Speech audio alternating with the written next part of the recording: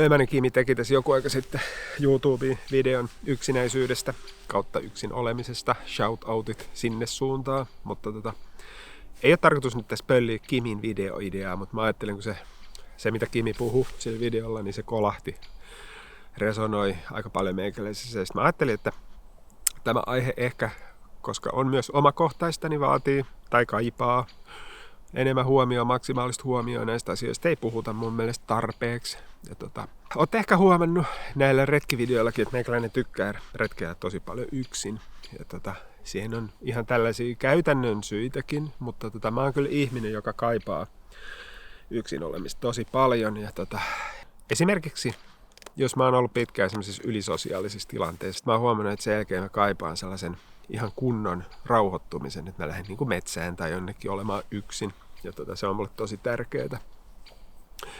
Kuitenkin meistä jokainen kaipaa yksin olemista enemmän tai vähemmän. Ja toiset enemmän, tosiaan toiset vähemmän. Mutta meille, ketkä kaivataan sitä tosi paljon, niin se aiheuttaa yhden suuren ongelman. Ja se ongelma on se, että tämä toiminta saattaa ulkopuoliselle näyttäytyy siltä, että sä et halua, että sä oot niin kuin vähän outo tai sitten kuitataan sille, että sä oot erakko, sä et tykkää ihmisistä ja ihmissuhteet ei ehkä merkitse sulle mitään ja sitten sen jälkeen sulla ei ehkä sit soitella kauheasti ja puhelin ei soi. Ja mä havahduin siitä Kimin puheistakin yhteen asiaan ja se on se, että mun paras kaveri, mä en ole nähnyt sitä yli vuoteen ja sitten siinä on vähän semmoinenkin juttu, että mä en ole ihan varma, että onko se edes häirinnyt minua, että me ei olla nähty yli vuoteen. Ja sitten toinen, mikä siitä tuli mieleen, on se, että mä en myöskään tiedä, että onko mä paras kaveri tälle mun parhaalle kaverille. Joka toinen päivä mä oon niin kuin silleen oikeasti vähän erakkoluonne. Ja sitten taas toisaalta joka toinen päivä musta alkaa tuntua siltä, että onko tää muuttumassa tää tarkoitushakuinen niin kuin yksin oleminen, niin onko tästä tulossa jossain vaiheessa yksinäisyyttä? Ja se mua vähän silleen niin kuin pelottaakin. Ja tähän liittyy myöskin se, että mun vanhin poika on syntyi vuonna 1997, Aleksi. Ja sitten mun nuorin poika on 7-luokalla, eli käytännössä mä oon ollut koko mun niin kuin aikuisiän, voi sanoa, niin mä oon ollut mun lasten kanssa tai asunut mun lasten kanssa. Ja sitten nykyään tällä hetkellä alkaa olla sellainen tilanne, että meikäläisen seuraa ei niin kuin enää sillä tavalla kaivata tuolla kotona. Eli mun ei ole ihan niin kuin välttämättä pakko olla koko ajan siellä, missä mun lapset on. Eli mulla on enemmän aikaa kuin koskaan tähän mennessä mun elämässä. Oikeastaan se, miksi mä halusin tehdä tämän koko video ja puhua tästä asiasta, on se, että jos sä oot sellainen ihminen, supersosiaalinen ihminen, joka koko ajan viihtyy muiden ihmisten seurassa, niin mä oon huomannut, että siinä saattaa sitten muodostua sellaisia väärinkäsityksiä. Eli mä toivoisin sulta tai teiltä, että jos teillä on sellainen ystävä, joka on samanlainen kuin minä, tai näyttäytyy tällaisena samanlaisena mörököllinä, niin koittakaa ymmärtää ja myöskin sitten ajatella sitä, että ne ystävyydet niin kuin tämän toisen hiljaisemman tyypin osalta, ne ystävyydet saattaa olla tai onkin yhtä tärkeitä. Joskus jopa tärkeämpiä. Mä en tiedä, osasinko tätä asiaa selittää, mutta mun mielestä meidän pitäisi niinku ymmärtää toinen toisiimme yksin oleminen kautta yksinäisyys, että jos ihminen on siihen niinku taipuvainen, niin se ei välttämättä näe päälle päin, koska mäkin osaan kyllä olla esimerkiksi tässä kamera edessä. Mun mielestä meidän, sinun ja minun ja kaikkien meidän pitäisi puhua, keskustella näistä asioista. Ja jos sä koet tätä niinku tavallaan sitä, että sulle on tosi tärkeää olla yksin, niin mainitse siitä. Tää on mullekin muistutus, että puhu niistä sun parhaan ystäväs kanssa ja soita sille ja sitten joskus juttelette siitä, että tässä on tämmönen juttu.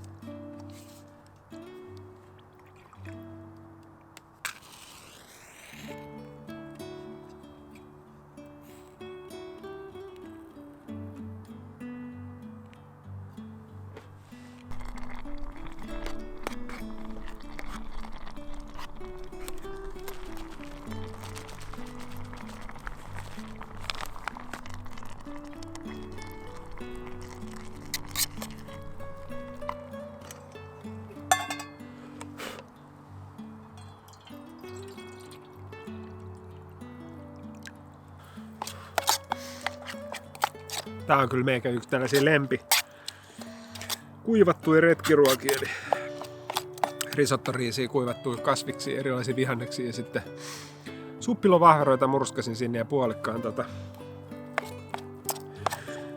kasvisleimikuutia ja sitten vaan ruokatärmäriä ajoissa vettä perään, että se saa muutama tunnin sieltä vettyä, eli ennallistuu, niin sitten ei kestä tuo keittäminenkään niin kauan. Kun tuo parmesanraaste se niin silleen tekee tänne.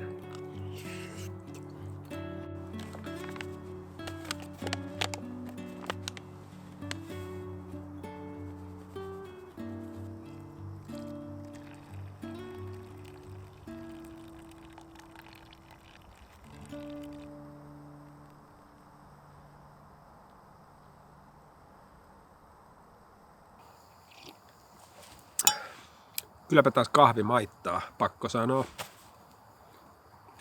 Otetaan tähän väliin sponsorin viesti, eli ihan suomeksi sanottuna mainos. Käyhän kattoo semmonen verkkokauppa kuin erä24.fi. Kyseessä on täysin suomalainen verkkokauppa ja heille on myönnetty siitä avainlippukin. Ja sehän ei ole täysin itsestäänselvää nykyään ja internetmaailmassa, että suomalaiselta näyttävä verkkokauppa olisi oikeasti suomalainen, vaan saattaa olla tällaisia, että niitä käännetään eri kielille ja sitten kun et katsoo yhteystietoa, niin saattaa jäljet johtaa esimerkiksi Saksaan aika usein. Niin. Mutta tässä on kuitenkin täysin suomalainen verkkokauppa ja tosi hyvät valikoimat on metsästykseen ja kalastukseen ja retkeilyyn ja ulkoiluun ja polkujuoksuun ja laajat valikoimat. Esimerkiksi tuo retkeilyosio, mikä eniten on itsellä sydäntä lähellä, niin sieltä löytyy kaikenlaisia varusteita, mitä retkeilijä saattaa kesällä tai talvella tarvita. Ja myöskin laatumerkkejä, että sieltä löytyy Sastaa ja Savottaa ja Jack Wolfskinia ja ties mitä, käypä katsomassa. Mulla ei nyt näyttää mitään, mitä olisin sieltä ostanut itse, koska en ole ostanut sieltä toistaiseksi yhtään mitään ja en ole vähän aikaa ostanut varusteita muutenkaan, kun on ollut silleen niin kuin hyvä tilanne, että ei ole tarvinnut mitään, mutta mulla tuli mieleen, kun mä tänne kävelin tänään, että multa oikeastaan puuttuu semmoiset niin kuin vaelluskengät, koska suurimmaksi osaksi kuitenkin liikun kanootilla, niin sitten siihen on ihan omat kenkänsä siihen melonta-hommaan ja sitten joskus mulla oli vaelluskengät, mutta ne ei vaan niin kerta kaikkiaan sopinut mun jalkaan, niin mä myin ne pois ja sitten mulla ei ole sen jälkeen oikein ollut, että mä oon mennyt tänäänkin tämmöisillä vaan perustalvikengillä täällä painanut, niin ajattelin katsoa sieltä uusia kenkiä, koska selkeästi sellaisille on tässä tarvetta, mutta käypä säkin kattoo, minkälainen verkkokauppa on kyseessä ja eikä tässä vielä kaikki, saat 10% alennusta, kun käytät koodia VETTIS10. Koodi on voimassa 30.5.2024 asti, eli yli puoli vuotta. Jos et nyt heti tarvi mitään varusteita, niin mä laitan tuonne videon kuvauskenttään sekä tähän videoon että tuleviin videoihin aina sinne ensi kesään asti, niin sen tilauslinkin, mitä kautta tilaus pitäisi tehdä ja sitten myöskin muistutuksen siitä, mikä se koodi oli, jos et muista sitä, niin tiedot löytyy sieltä. Eli laita korvan taakse, jos vaikka keväällä sitten tulee jotain mieleen, mitä tarvitset esimerkiksi kesää varten.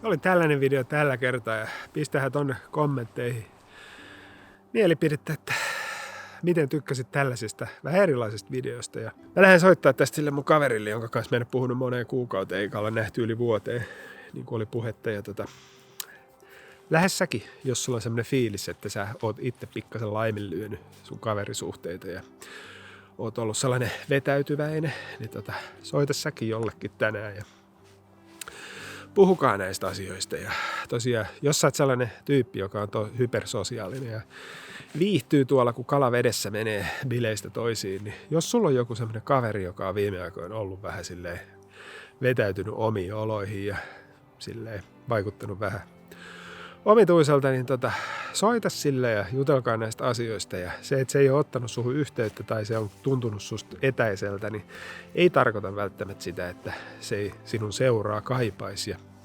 päinvastoin saattaa olla tilanne, että hyvinkin kaipaa, mutta sitten meidän ihmisten aivoissa on tällaisia omituisia juttuja, jotka sitten vaikuttaa aika herkästi sit muun muassa sosiaalisiin suhteisiin ja kanssakäymisiin, niin ei ole yksinkertaisia asioita. Ja varsinkin me miehet ollaan huonoja tässä tällaisten asioiden niin kuin esiin ottamisessa, koska me mielellään tietenkin ehkä jotenkin halutaan esiintyä sille, että ei kovin haavoittuvaisina tai jotain sellaista, en tiedä, mutta kiitti sulle, kiitti Erä 24 ja me nähdään seuraavassa videossa. Moikka!